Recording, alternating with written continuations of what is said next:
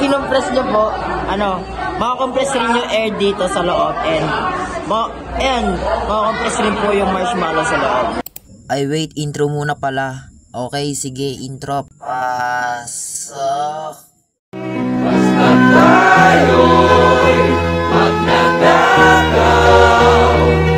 laging nag-uumapaw ang bulsa pag sinet ng araw, nakayang tinakaw. Simot ka ba ng bayan?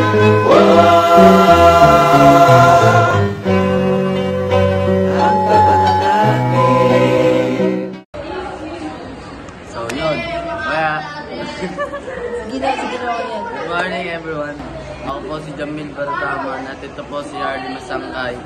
Sa experiment po ngayon, papakita namin kung paano ang Boyle's Law. So, sa experiment na yan, naglagay kami ng marshmallow dito sa loob ng machine.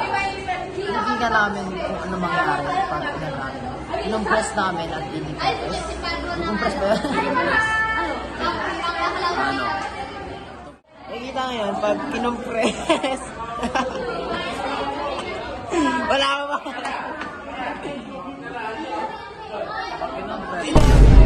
Wow!